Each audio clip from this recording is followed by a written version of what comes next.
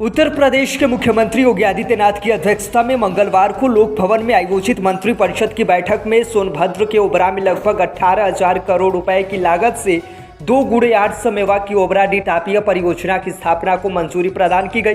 परियोजना की स्थापना एनटीपीसी और उत्तर प्रदेश राज्य विद्युत उत्पादन निगम लिमिटेड के 50-50% हिस्सेदारी के संयुक्त उद्यम मेजा ऊर्जा निगम लिमिटेड के माध्यम से की जाएगी। प्रदेश के नगर विकास व ऊर्जा मंत्री ए.के. शर्मा ने मंत्रिपरिषद के इस निर्णय की जानकारी आज लोक भवन के मीडिया सेंटर में प्रेस वार्ता के दौरान दी। उन्होंने बताया कि इस परियोजना की स्थापना में 70% धनराशि का उपयोग लगभग 12,589.68 करोड़ रुपए की वित्तीय संसाधनों से ऋण प्राप्त करके की जाएगी।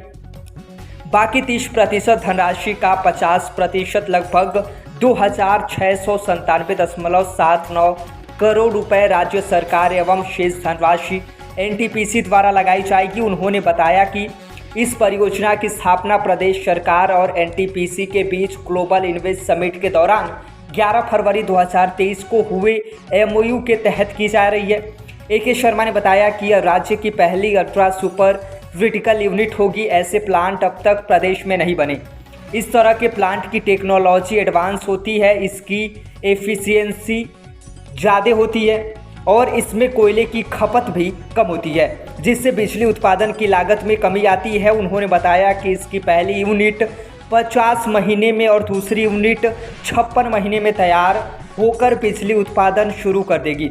ओबरा डी परियोजना के औसतन 4.89 रुपये प्रति यूनिट बिजली मिल सकेगी, जिसका लाभ उपभोक्ताओं को भी मिलेगा। अभी यूपीपीसीएल के द्वारा औसतन 5.5 रुपये प्रति यूनिट बिजली खरीदारी की जा रही है। उन्होंने कहा कि यह प्लांट एनसीएल कोल माइंस के पास ही स्थापित होगा, जहां से इसे कोयला प्राप्त होगा। इससे कोयले की ढुलाई में कम खर्च आएगा। इस प्लांट को पानी ओबरा रिजर्वायर से मिलेगा। उन्होंने बताया कि इस प्लांट की स्थापना करने के लिए लगभग 500 एकड़ जमीन उपलब्ध है। शेष जमीन और खरीदारी की जाएगी। ऊर्जा मंत्री ने बताया कि प्रदेश में अभी विद्युत उत्पादन की कुल क्षमता 7,682 मेवा है। इसमें से तापीय ऊर्जा की 7,158 मेवा और जल विद्युत की 524 मेवा है, लेकिन यह 1600 मेवा की ओबरा डी तापीय परियोजना अभी तक की स्थापित परियोजना की 25% क्षमता के बराबर होगी। उन्होंने बताया कि ऊर्जा विभागीय राज्य के उपभोक्ताओं को पर्याप्त और सस्ती बिजली मुहैया कराने के लिए प्रतिबद्ध है और इसके लिए गंभीर प्रयास कर रहा है।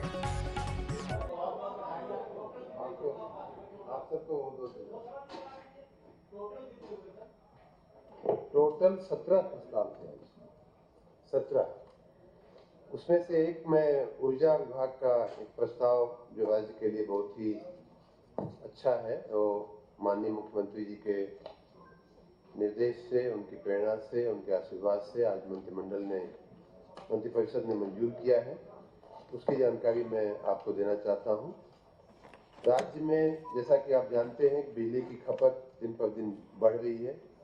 विशेष रूप से आपने गर्मी के सीजन में देखा कि एकदम से बढ़ करके 27,000 मेगावाट के भी पार हो गई थी। ऐतिहासिक वृद्धि हुई है और आने वाले दिनों में हम लोग ये मान रहे हैं कि ये जो ऊर्जा की जो खपत है, ऊर्जा की जो मांग है, वो लगातार बढ़ती जाएगी। उसके मद्देनजर आपको ये भी याद होगा कि हमने ग्लोबल इन्वेस्टर समिट के समय फरवरी में जो हुई थी, उसमें एनटीपीसी के साथ ओबरा में हमने पावर प्लांट स्थापित करने के लिए समझौता किया था। ये एक बहुत ही महत्वाकांक्षी समझौता था और उसी कड़ी में उसके बाद माननीय मुख्यमंत्री जी का पूरा आशीर्वाद इस समझौते पे मिला और उन्हीं दिनों उसके बाद माननीय प्रधानमंत्री जी बनारस आए थे। वहाँ हम लोगों की मुलाकात हुई थी और माननीय मुख्यमंत्री जी भी थे, माननीय गवर्नर साहिबा भी थी।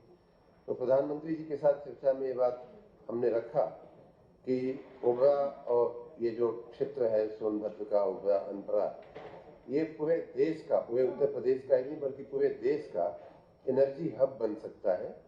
तो उस कड़ी में माननीय प्रधानमंत्री जी ने केंद्रीय ऊर्जा मंत्री जी को केंद्रीय ऊर्जा सचिव को और एनटीपीसी को सबको सूचना दिया माननीय प्रधानमंत्री जी ने कि इस प्रोजेक्ट पे आप लोग जल्दी से आगे बढ़िए।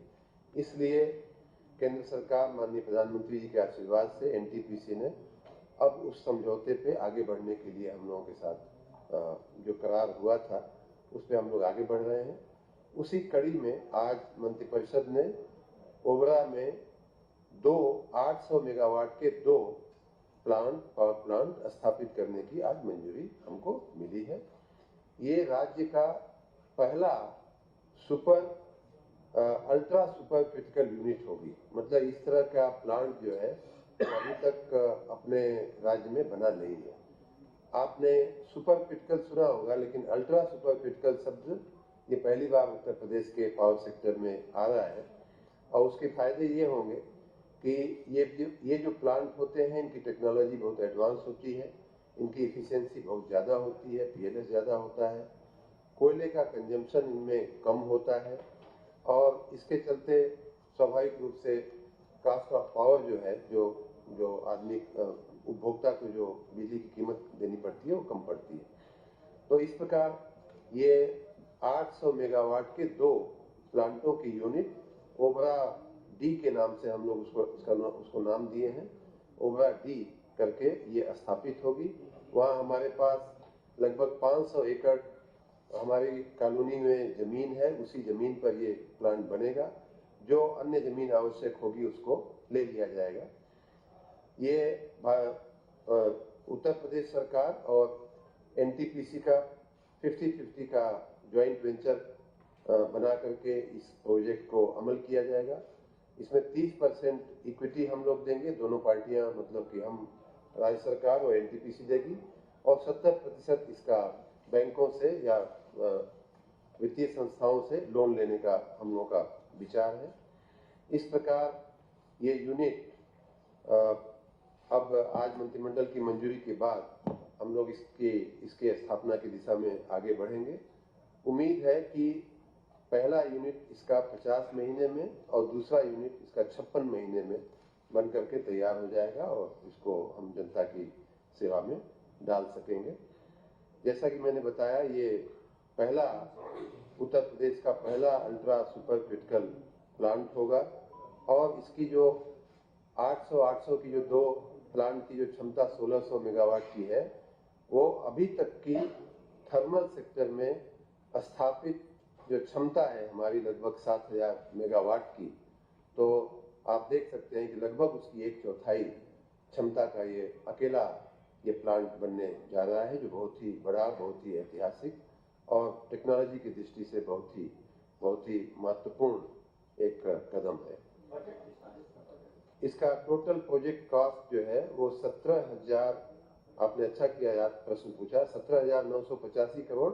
सुविधा के लिए हम 18,000 करोड़ लिख सकते हैं और इसका 50-50% का भागीदारी होगी और 30% इसमें हम इक्विटी देंगे। लगभग उस हिसाब से हमारा जो शेयर आएगा इक्विटी में लगभग 2,697 करोड़ रुपए हमारा इक्विटी का पैसा राज्य सरकार को देना होगा। 50 महीने, पहला यूनिट 50 महीने, 2 यूनिट है 800 के, तो पहला यूनिट का लक्ष्य है हमारा 50 महीने में और दूसरा यूनिट उसके बाद के 6 महीने 56 महीने में हो जाएगा।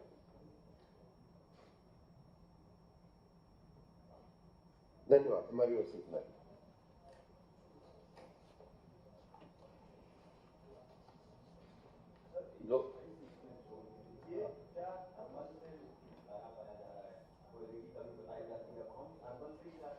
कोयले की कमी नहीं बताई जा रही। कोयले की कमी नहीं है।